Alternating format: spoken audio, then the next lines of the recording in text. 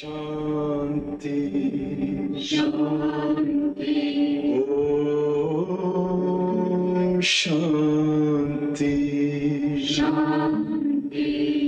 अंतर मन में ज्योति जगा लो, होगा दूर अंधेरा।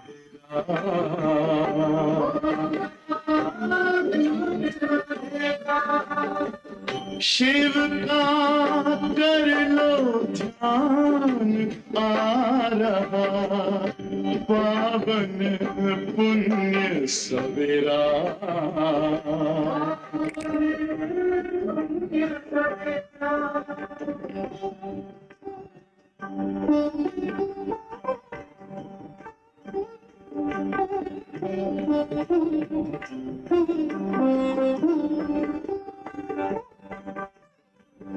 तुम हो कौन, कहाँ से आए, अपने आप को जानो। राजयोग के द्वारा अपना परम पिता पहचानो। इसी राजपथ पर चलकर तुम पालो अपना बसेरा।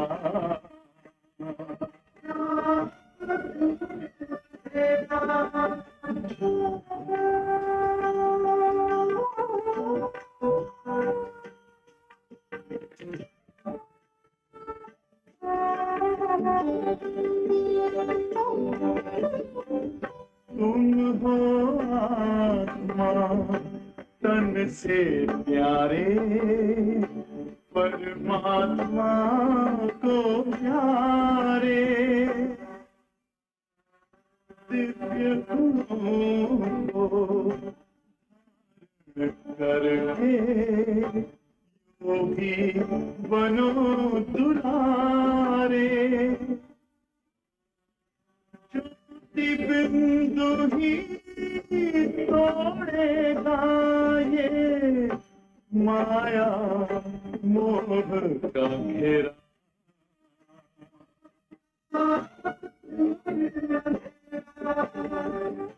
अंतर मन में ज्योति जगा लो, होगा दूर अंधेरा।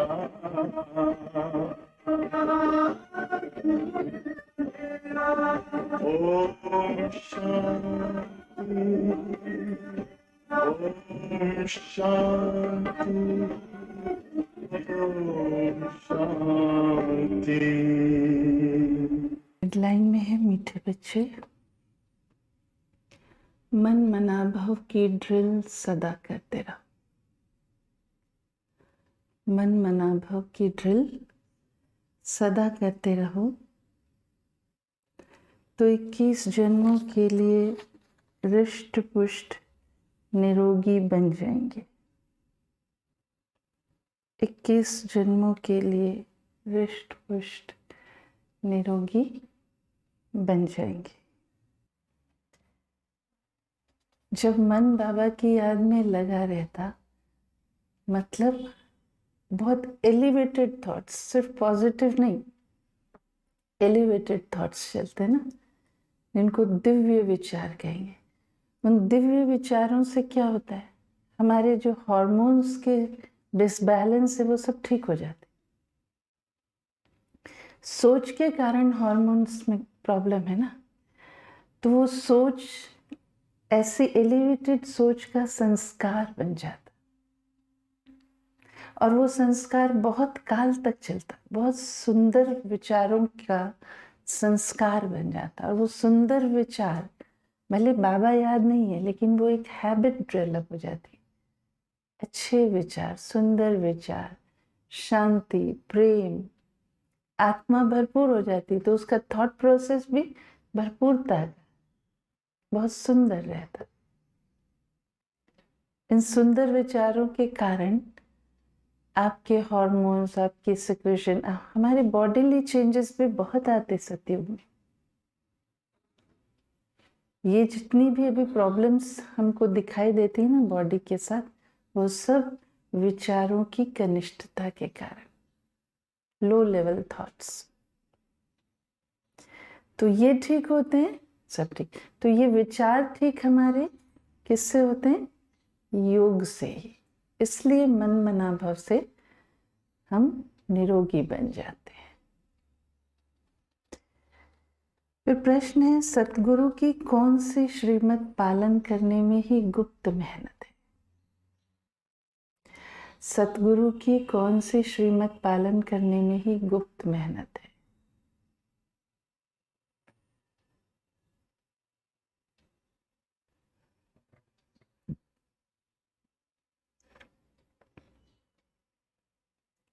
उत्तर है,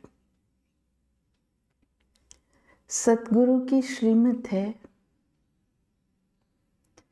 मीठे बच्चे, इस देह को भी भूलकर मुझे याद करो। देह को भी भूलकर, क्योंकि इस समय की देह तो दुखदाई ही है। इस समय की देह को याद करते रहेंगे तो हर टाइम कुछ ना कुछ डिस्कम्फर्ट तो है ही इस शरीर में। तो इस देह को भी भूलकर मुझे याद करो, अपने को अकेली आत्मा समझो। अपने को अकेली आत्मा समझो। देही अभिमानी रहने का पुरुषार्थ करो। सबको यही पैगाम दो कि अशरीरी बनो। सबको यही पैगाम दो कि अशरीरी बनो। देह सहित देह के सब धर्मों को भूलो। देह सहित देह के सब धर्मों को भूलो तो तुम पावन बन जाएंगे। तो तुम पावन बन जाएंगे।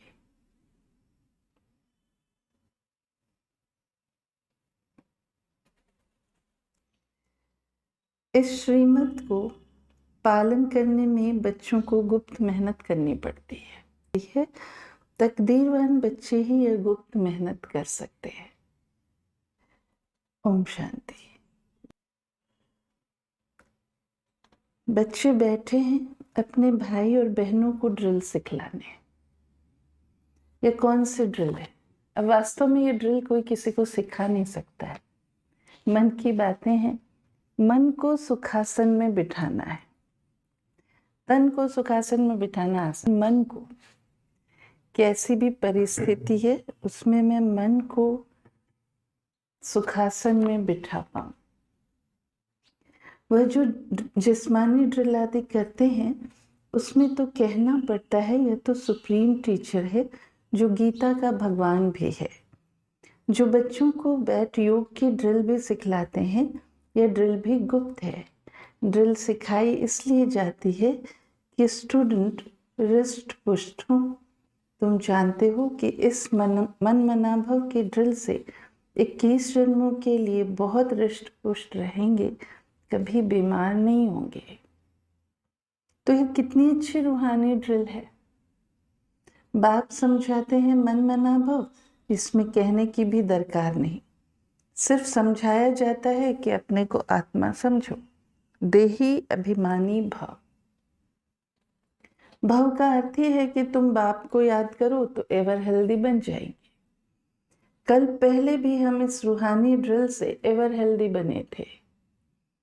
रूहानी ड्रिल रूहानी बाप परमपिता परमात्मा शिव ही सिखलाते हैं।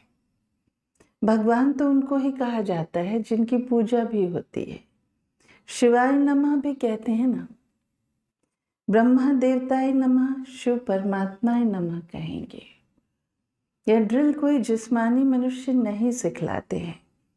ऐसे नहीं कि तुमको यह ड्रिल ब्रह्मा ने सिखाई है, नहीं। भल ब्रह्मा कुमार कुमारियां कहलाते हो, परंतु चिट्ठी पर भी लिखते हो शिव बाबा। कैसे लिखते हैं? शिव बाबा केयर ऑफ ब्रह्मा। वह तो गुप्त हो गया, लेकिन मनुष्यों को कैसे पता पड़े? ब्रह्मा तो प्रजापिता है, तो सारी दुनिया उनके बच्चे हैं ना। प्रजापिता है ना, ड्रिल सिखलाने वाला निराकार बाप है। वह गुप्त है, गुप्त होने के कारण मनुष्यों को समझने में भी डिफिकल्टी होती है। ब्रह्मा को तो भगवान नहीं कहा जाता, यह नाम ही दिखाते हैं।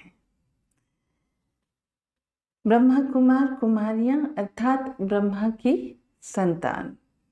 जब कोई आता है तो उनको समझाना है कि यह नई दुनिया रचने वाला ब्रह्मा नहीं है, लेकिन निराकार बाप है जो ब्रह्मा द्वारा रचना रचते हैं। तो ये बात बुद्धि में डालनी है कि निराकार परमात्मा रचते हैं, ब्रह्मा द्वारा रचना रचते हैं। पारलौकिक परम पिता परमात्मा ब्रह्मा द्वारा रचते हैं, गोया सुप्रीम सोल की रचना हुई। तुम पत्र के ऊपर लिखते हो शिव बाबा केयर ऑफ ब्रह्मा, तो यह भी याद करने की युक्ति है ना। किसको याद कर रहे हैं? बाप और दादा इकट्ठा याद आते हैं, तो यह भी याद करने की युक्ति है। शिव बाबा सिखलाते हैं ब्रह्मा द्वारा, बस सिर्फ कहते हैं मन मना भव, और कोई तकलीफ नहीं दी जाती। सिर्फ कहा जाता है कि तुम अपनी उन्नति चाहते हो और सचखंड का मालिक बनने चाहते हो, तो सचखंड स्थापन करने वाला तो एक ही सत्य बाप है, उसे याद करो। बेहद का बाप ही आकर बच्चों को कहते हैं कि मुझे याद करो तो पापों से मुक्त होंगे। कृष्ण को पतित पावन नहीं कहा जाता, सिवाय परम पिता परमात्मा के, और कोई नाम नहीं लेंगे, गॉड फादर ही कहेंगे। सब उनको कहते हैं, फिर उनको सर्वव्यापी कैसे कह सकते? कहते हैं वह आते हैं लिबरेट करने के लिए, या मनुष्य नहीं जानते। तो कल्प की आयु ही उल्टी लिख दी है। अब बच्चों को यह ड्रिल करनी है, ज्ञान तो मिला हुआ है। जब बैठते हो तो अपने को देही समझकर बाप को याद करो, तो विकर्म विनाश होंगे। टीचर सामने बैठता है गद्दी पर तो शोभता है। कायदा है कि ड्रिल कराने के लिए टीचर जरूर चाहिए, परंतु कोई बड़ा टीचर कोई छोटा होता है। अब तुम्हारा इम्तिहान लेने की कोई दरकार नहीं, यहाँ सारे स्टूडेंट्स बैठे हैं।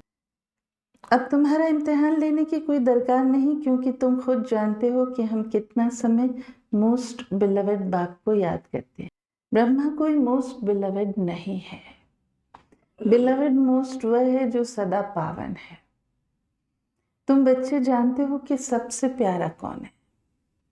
मनुष्य परमात्मा को ही याद करते हैं, हे दुख हरता सुख करता, उसको लिबरेटर भी कहते हैं, अर्थात दुखों से मुक्त करने वाला। तो बच्चों को अपना पुरुषार्थ करना है। ड्रामा प्लान अनुसार यह दुनिया पावन होनी जरूर है, और पावन दुनिया बनने के लिए आग लगनी भी है। कोई भी चीज आग में डाल के प्यूरिफाई होती है। यह भी जानते हो आग कैसे लगेगी। पावन दुनिया बनने के लिए आग लगनी है, यह भी जानते हो आग कैसे लगेगी। विनाश होने बगैर दुनिया पावन बन नहीं सकेगी। यह है रुद्र ज्ञान यज्ञ। रुद्र और शिव कोई फर्क नहीं है, परंतु शिव नाम है मुख्य। बाकी तो अपनी अपनी भाषा में अनेक नाम रख दिए हैं। नाम है शिव। शिव जयंती भी मनाते हैं। भारत में ही शिव जयंती मशहूर है। बेहद के बाप की शिव जयंती है, तो आते भी जरूर होंगे। जयंती मतलब जन्म, अब जन्म है तो जरूर इस धरती पर कभी आए होंगे, तब यहाँ मनाते हैं। शिव बाबा का नाम बाला है, ब्रह्मा द्वारा स्वर्ग की स्थापना कराने वाला है। तो उस ऊंच से ऊंच बाप को याद करना पड़े। ब्रह्मा ऊंच से ऊंच नहीं है, वास्तव में ब्रह्मा ऊंच से ऊंच बनते हैं, फिर नीचे भी उतरते हैं। तुम बी के भी नीचे थे, अब ऊंच बन रहे हो, एकदम ऊंच बाप के घर चले गए। तुम इस समय त्रिकालदर्शी बन रहे हो। तुम खुद जानते हो कि हम ही स्वदर्शन चक्रधारी हैं। हम ब्रह्मांड और सृष्टि के आदि मध्य अंत को जानने वाले हैं। ब्रह्मांड अर्थात ऊंच, जहाँ सभी आत्माएं निवास करती हैं। जहाँ से हम आए हैं, जो हमारा घर है, जहाँ हम रहते हैं, जहाँ हमारा एक फिक्स स्पेस है, एक सेक्शन, अलग अलग सेक्शन में हर एक आत्मा। तो हम ब्रह्मांड और सृष्टि के आदि मध्यांत को जानने वाले हैं। ब्रह्मांड अर्थात ऊंच, जहाँ सभी आत्माएं निवास करती हैं। दुनिया में कोई और नहीं जो समझाए कि मूल वतन में आत्माएं रहती हैं। विश्व और ब्रह्मांड अलग अलग है। विश्व और ब्रह्मांड अलग अलग है। ब्रह्मांड मतलब ब्रह्म महतत्व का अंडाकार स्पेस। आत्माएं रहती हैं निर्वाण धाम में, जिसको शांति धाम कहा जाता है। वह सबको प्यारा लगता है। उसका असली नाम निर्वाण धाम व शांति धाम है। आत्मा का स्वरूप है ही शांत। एक शांति धाम, फिर है मूवी धाम, और फिर तीसरा क्या है? टॉकी धाम। मूवी धाम सूक्ष्म वतन, टॉकी धाम। तो आत्मा का स्वरूप है शांत, एक शांति धाम, फिर है मूवी धाम, और यह है टॉकी धाम। मूवी धाम में जास्ती रहने का नहीं है, क्योंकि वो धाम ही जास्ती रहता नहीं, सिर्फ थोड़े से समय पर होता है। शांति धाम में तो बहुतों को रहना होता है और कोई स्थान नहीं है। आत्मा जब बाप को और घर को याद करती है तो ऊपर में याद करती है।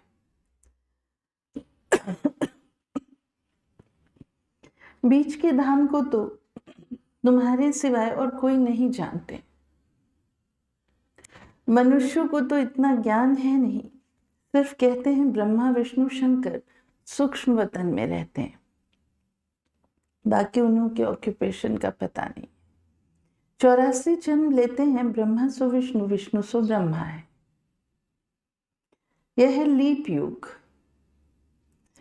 यह थोड़े समय का है, जैसे पुरुषोत्तम मास कहा जाता है। यह तुम्हारा हीरे जैसा उत्तम बनने का ऊंच जन्म है। अब हमारा पुरुषोत्तम मास कहा जाता है, लीप महीना, वहां लीप ईयर कहते हैं, पर कोई महीना ऐसा अलग से अधिक मास नहीं है। लीप ईयर में और नॉर्मल ईयर्स में सिर्फ एक दिन का फर्क है, क्योंकि उनके साल के दिन और हमारे साल के दिन अलग अलग हैं। हिंदू महीना 354 डेज, रोमन कैलेंडर 365 डेज। तो 84 जन्म लेते हैं, यह है लीप युग। यह थोड़े समय का है, जैसे पुरुषोत्तम मास कहा जाता है। यह तुम्हारा हीरे जैसा उत्तम बनने का ऊंच जन्म है। शूद्र से ब्राह्मण बनना सबसे उत्तम है। ब्राह्मण बनते हो तो दादे का वर्षा लेने के हकदार बनते हो। बाप बच्चों को कहते हैं, बच्चे सदैव मनमना भव, सदैव मनमना भव। बाप का मैसेज सबको देते रहो। अभी ऐसे पूरा टाइम बाबा को ऐसे बैठ के बाबा बाबा ऐसे माला तो नहीं जप सकते ना, ऐसा नहीं हो सकता। तो फिर सदैव बाबा याद रहे, इसलिए क्या करना है? सदैव बाबा के कार्य में बिजी रखना है। बाप का मैसेज सबको देते रहो, इसलिए मैसेज देने का काम मिला हमको। बाप को कहा ही जाता है मैसेंजर, और कोई भी मैसेंजर अथवा पैगंबर नहीं है। वह तो आकर अपना धर्म स्थापन करते हैं।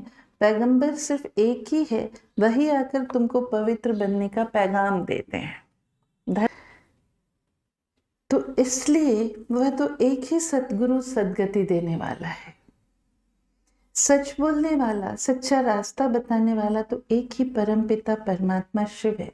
तो बहुत गुप्त मेहनत करनी पड़ती है, गुप्त मेहनत करनी है बच्चों को।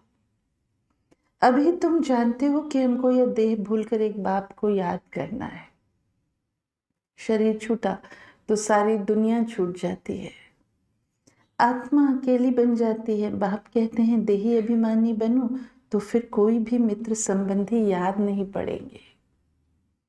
हम आत्मा हैं, हम चले जाएंगे बाप के पास। मित्र संबंधी हमको याद आप पड़े और उसको हम जीत ले, फिर उससे आगे स्टेज है कि उनको हम याद ना आए, वो स्टिल हायर स्टेज है। उसका भी डिपेंडेंस मेरे पुरुषार्थ पर, तब तक वो बंधन ढीले नहीं पड़ेंगे। हम आत्मा हैं, हम चले जाएंगे बाप के पास। बाप राय देते हैं कि तुम मेरे पास कैसे आ सकते हो। यह बाबा भी नामी ग्रामी है। इन द्वारा बाप सभी आत्माओं का गाइड बन मच्छरों सदृश वापस ले जाते हैं। यह यथार्थ ज्ञान सिर्फ तुम बच्चों की बुद्धि में है। तुमको पांडव सेना भी कहते हैं। पांडवपति स्वयं साक्षात परमपिता परमात्मा है, जो तुम बच्चों को ड्रिल सिखला रहे हैं। हूबहू कल पहले मुआफिक। जब विनाश होगा तो सब आत्माएं शरीर छोड़ चली जाएंगी। सतयुग में जब थोड़ी आत्माएं हैं तो एक राज्य है। अभी अनेक है, फिर जरूर एक होगा। यह ज्ञान सारा दिन बुद्धि में सिमरन करना है। बच्चों को प्रदर्शनी पर भी समझाना है। जब न्यू दिल्ली थी तो नया भारत था। एक ही आदि सनातन देवी देवता धर्म था।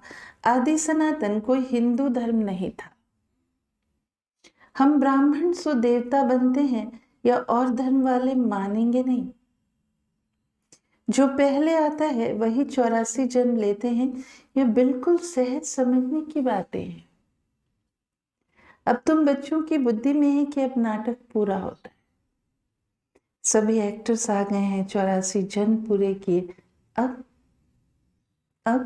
फिर घर चलना है, क्योंकि बहुत थक गए हो ना। भक्ति मार्ग है ही थकने का मार्ग। बाप कहते हैं अब मेरे को याद करो।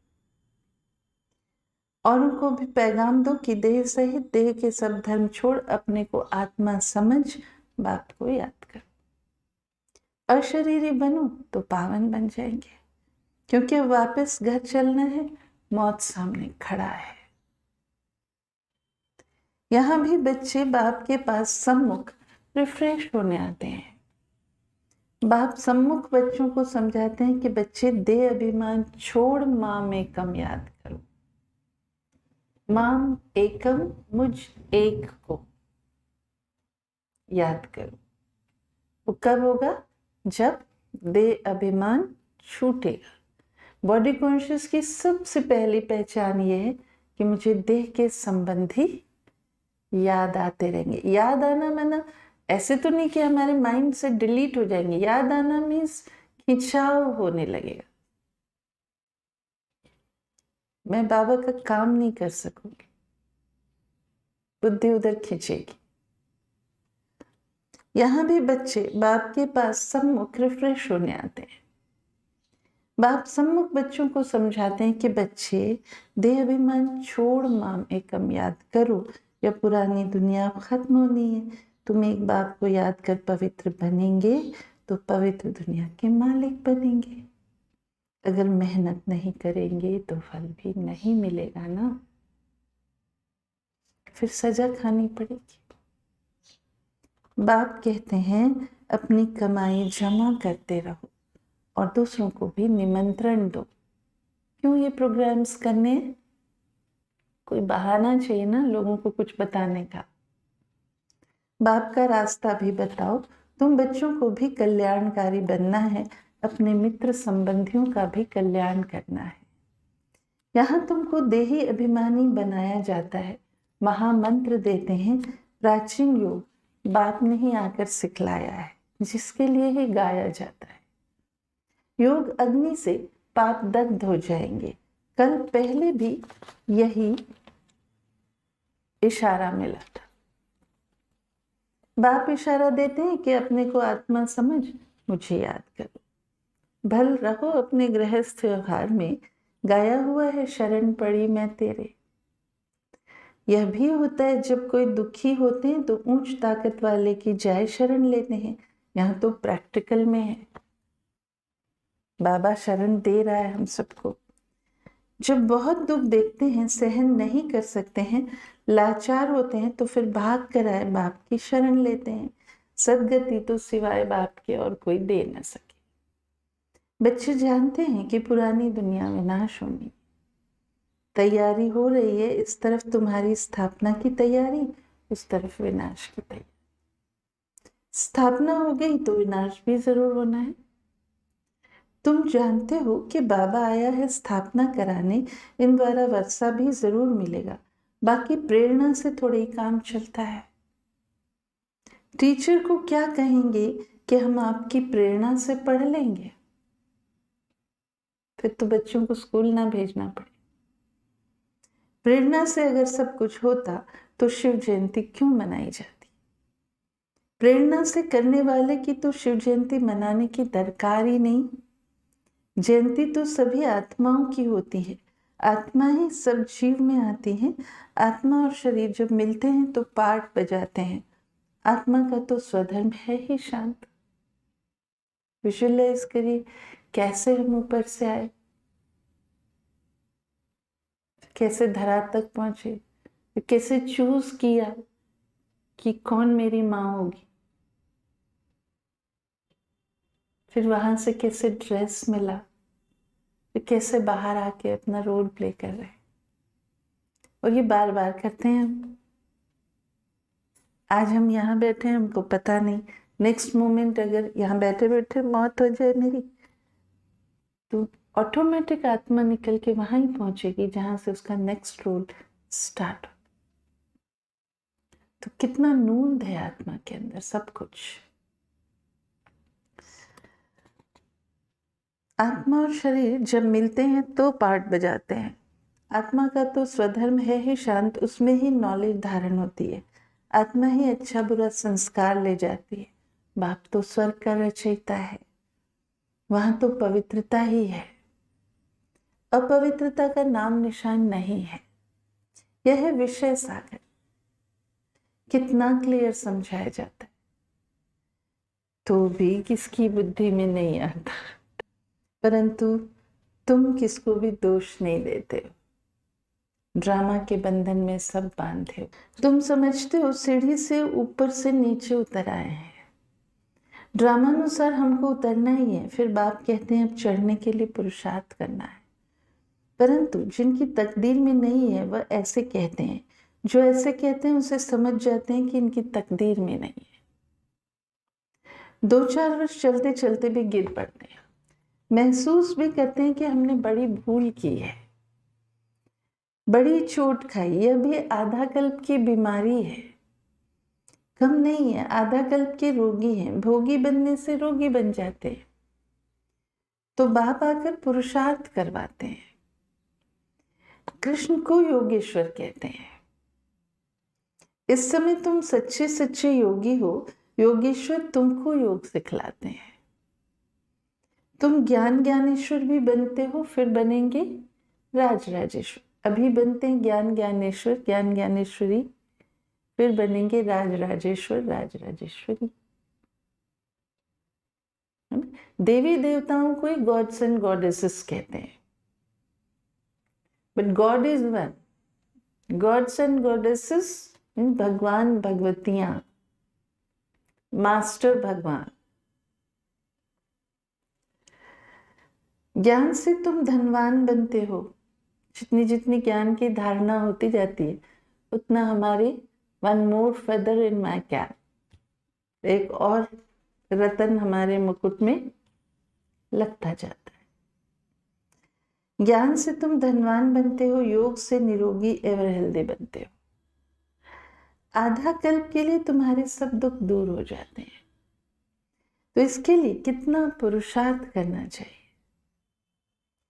अच्छा, मीठे मीठे सिक्की लधे बच्चों प्रति माता पिता बाप दादा का याद प्यार और गुड मॉर्निंग। रूहानी बाप की रूहानी बच्चों को नमस्ते। हम रूहानी बच्चों की रूहानी बाप याद प्यार, गुड मॉर्निंग और नमस्ते बाबा। फिर है धारणा, पावन बनने के लिए अशरीरी बनने का अभ्यास करना है। बातें बातें बातें कितनी भी कहें, कितनी भी सुने, कितना भी बोलें, कितना भी सुने, कितना भी समझाएं, जस्ट इज साइलेंस। किसी से सुनते हैं हम, थोड़ा ठीक है, पता लगता है, लेकिन पुरुषार्थ इंडिविजुअल है।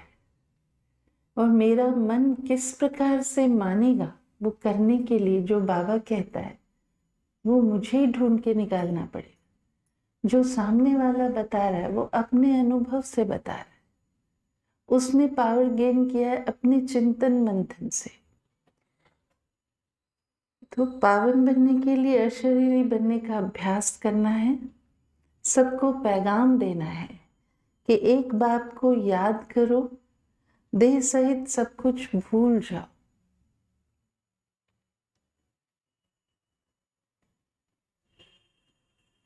सेकेंड पॉइंट है, योगेश्वर बाप से योग सीखकर सच्चा सच्चा योगी बनना है। ज्ञान से धनवान और योग से निरोगी एवर हेल्दी बनना है। फिर वरदान है, कल्याण की वृत्ति और शुभ चिंतक भाव द्वारा विश्व कल्याण के निमित्त बनने वाले तीव्र पुरुषार्थी भव। तीव्र पुरुषार्थी वह हैं जो सभी के प्रति कल्याण की वृत्ति और शुभ चिंतक भाव रखे। भल कोई भी ऐसी स्थिति बने, मन को डगमग करे, विघ्न रूप बने, फिर भी आपका उसके प्रति सदा शुभ चिंतक का अडोल भाव। तभी आप एक ग्रुप के साथ चल भी सकते हैं और ग्रुप को लीड भी कर सकते हैं। This is the only way. बात के कारण भाव ना बदले, बातें तो होंगी, संस्कार डिफरेंट है, ओवरनाइट तो कोई चेंज नहीं हो सकता। तब तक के लिए फिर क्या है, I keep patience and cooperate. यही कोऑपरेशन है कि मैं पेशेंस रखती हूँ कि सामने वाले में वो समझ डेवलप हो जाए, या हो सकता है वो समझ में है और मैं ना समझी कर रही हूँ, तो मुझ में समझ डेवलप हो जाए, व्हाटएवर, पर चुप रहना है। हर परिस्थिति में वृत्ति और भाव यथार्थ, तो आपके ऊपर उसका प्रभाव नहीं पड़ेगा। स्लोगन, संतुष्टता जीवन का श्रृंगार है, इसलिए संतुष्ट मणि बन संतुष्ट रहो और सर्व को संतुष्ट करो।